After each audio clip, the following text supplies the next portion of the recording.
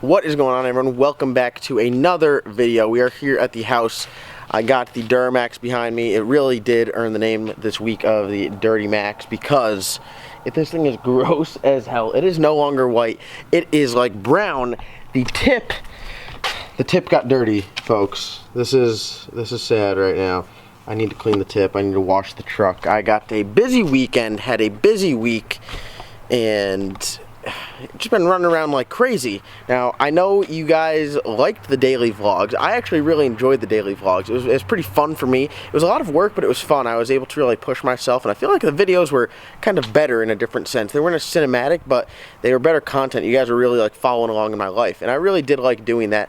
But I've been so busy lately, I haven't been able to. I'm going to try to get back to that. The reason that I have been so busy is obviously the Cowmaro was broken. So we're going to talk about that today, as you guys can tell by the title.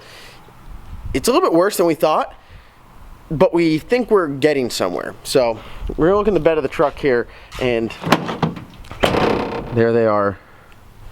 Not that F-body drive shaft. No issue at all with the cow, but the LS3 stock heads that have been on the car forever. 2 years on those springs. Just absolute. I mean, listen. They did a great job, but the time has come. So I'm going to show you the heads, I'm going to show you the damage, and I'm going to tell you guys what happened. Now, everyone's probably like, oh, the tuner, everyone blames the tuner. I don't understand why, but it's rarely the tuner's case. When you put a tune in a vehicle, it doesn't change. The tune doesn't just magically like, I'm going to add a bunch of fuel, or I'm going to take it out. It's like the tune is there. Now, it'll change a little bit to the conditions, but it's not going to like change drastically enough to do this. I mean, it's pretty rowdy here. So let me grab the heads, let's talk about it.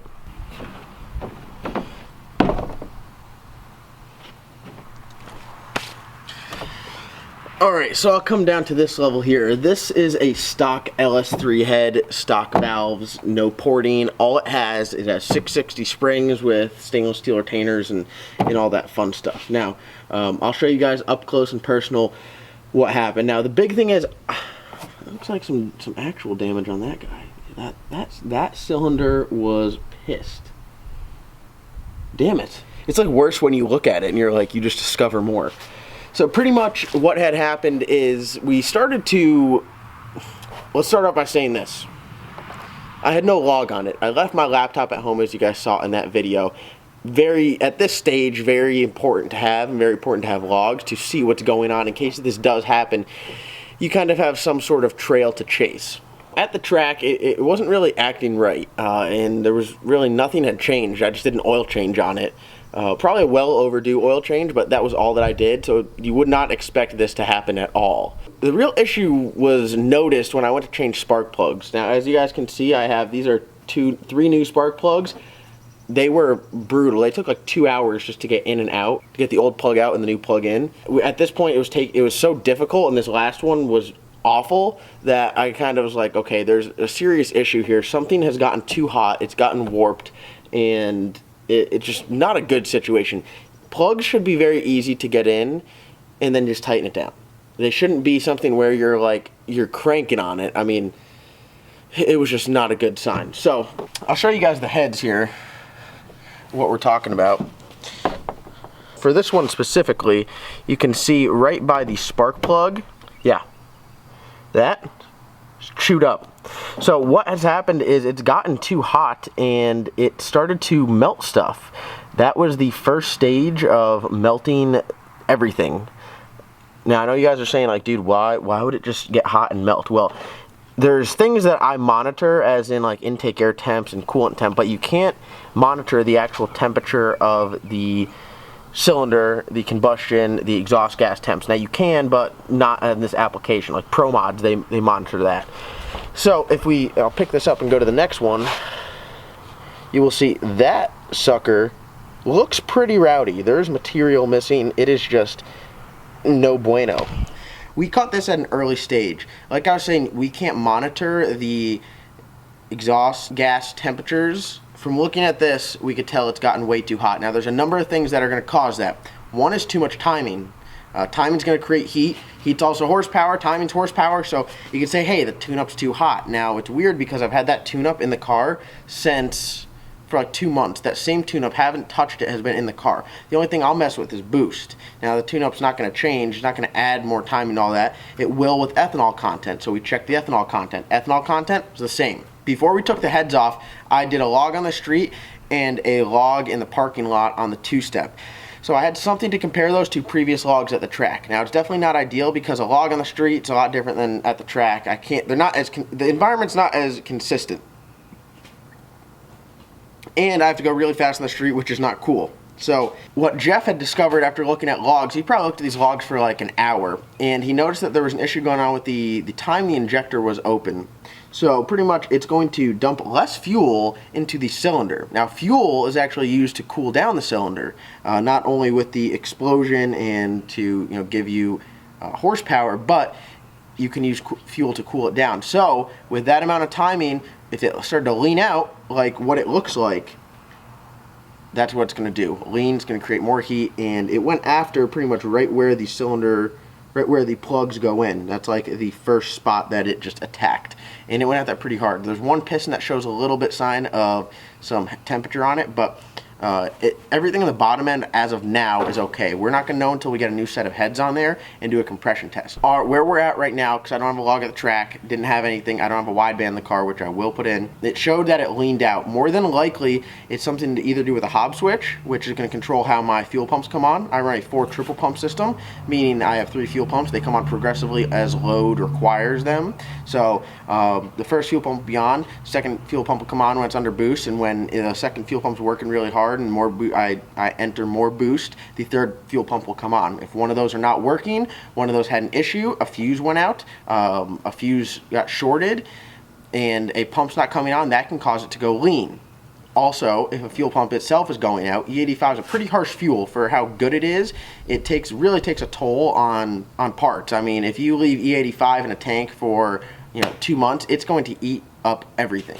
Really kind of shitty timing. We got the YouTube call out coming up.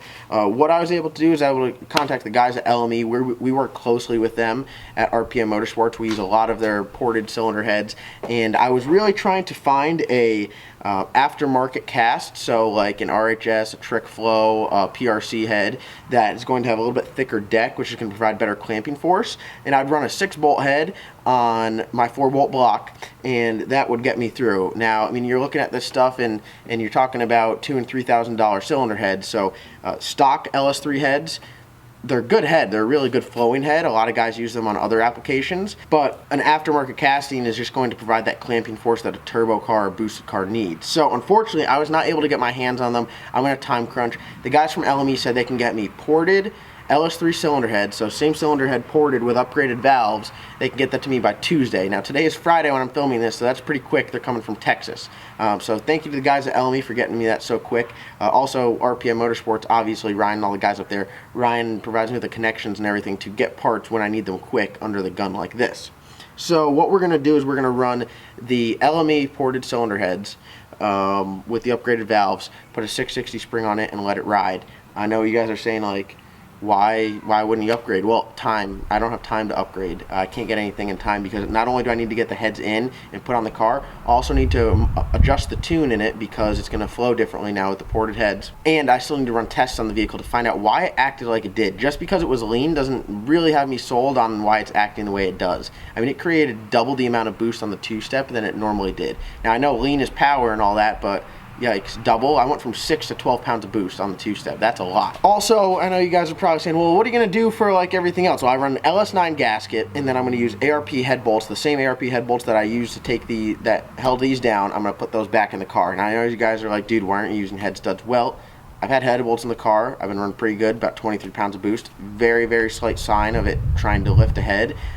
So Jeff said we're going to crank it down a little bit harder, a couple more pounds on the ARP head bolts to really lock it down, get that, nice marriage between the block and cylinder head. And we're going to let it ride. The engine has been in the car for 2 years. So we're at the point now after this season we need to kind of take it out, freshen it up, and we need to come to a decision whether we're going 6-bolt block, whether we're putting a crank in that. I mean, whether I put a crank in the cow or not, it really is kind of irrelevant. A 4-bolt block is really limited to about 1200 wheel horsepower. After that, you're just going to start pushing the head. You're going to be living on the ragged edge, 23 pounds and up.